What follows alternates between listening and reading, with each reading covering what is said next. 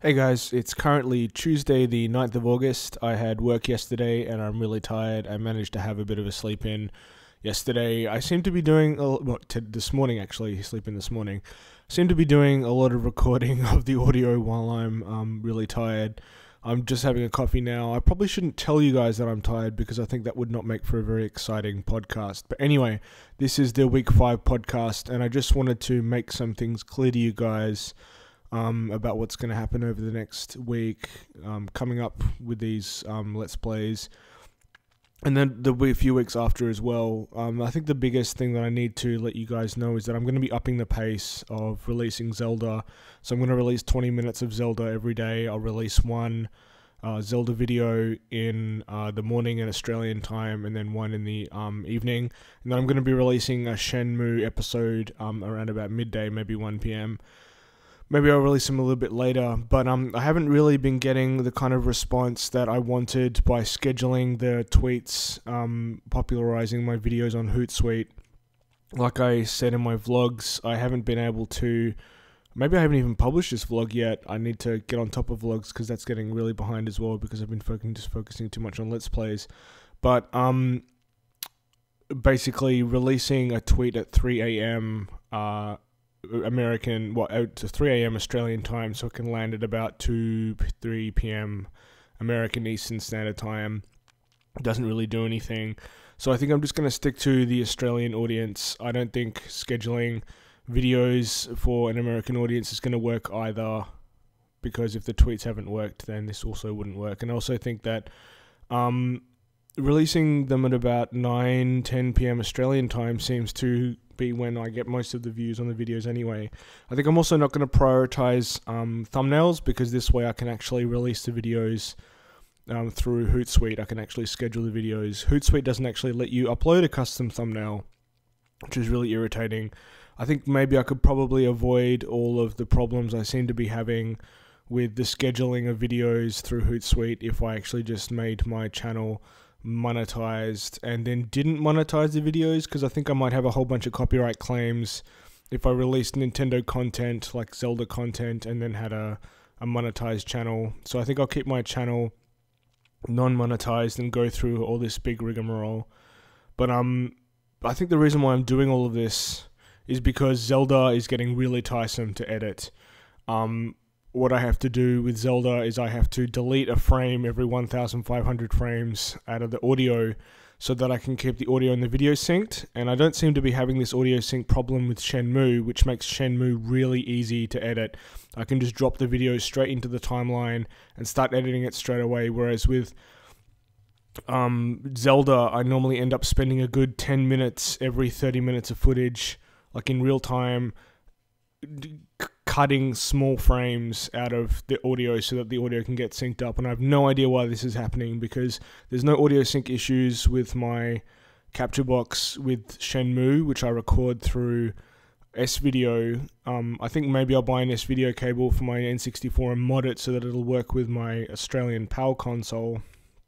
But it just boggles my mind how I'm having so many hardware issues and technology issues for a really simple task. It's really bothering me.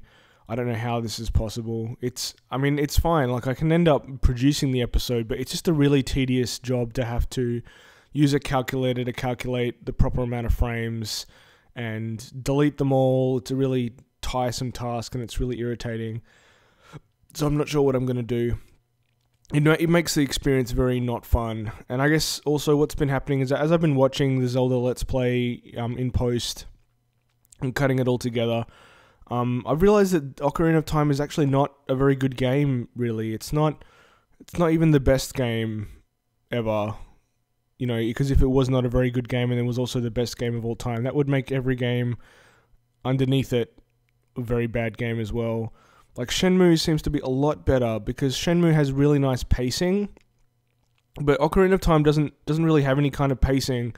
Maybe you're meant to play it a bit differently. Maybe it's a bit more of an open world game and it doesn't have as strict a narrative as Shenmue. But it seems like the first half of the game just takes forever. Like, it's a huge slog and there's a lot of small items to collect. And the dungeons are really confusing and the dungeon's also really slow. I think the character development's also really bad. Some of the main characters you only meet like 3 times in the game. Like Saria, you only really meet twice before you end up seeing her as a sage. And like Saria is meant to be like one of your best friends from the Kokiri Forest. So I don't know how that's meant to work. I think Zelda is also, like Ocarina of Time, is really glitchy. It has a lot of, it's not polished. Has a lot of polishing issues.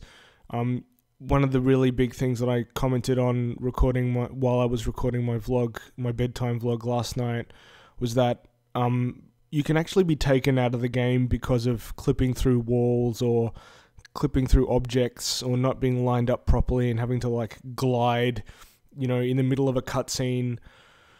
And normally when you're playing the game, you can't really pay attention to that. You normally, because you're in the moment and you're within the kind of spatial context of the game, you can kind of ignore the clipping and the bizarre floating of objects and things intersecting with each other at bizarre angles and weird colors. You can kind of ignore all that. But when you're watching the footage of a Let's Play, these really flashy, bizarre shapes take you out of the game. Like, it actually ruins the experience, and there's a lot of it in Ocarina of Time. Like, there's a supreme amount of it.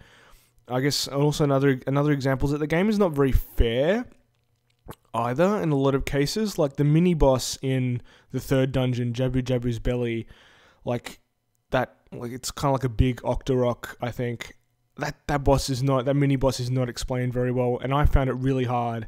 You actually just have to keep throwing your boomerang at it until it randomly faces its butt to you, and then you can whack its butt.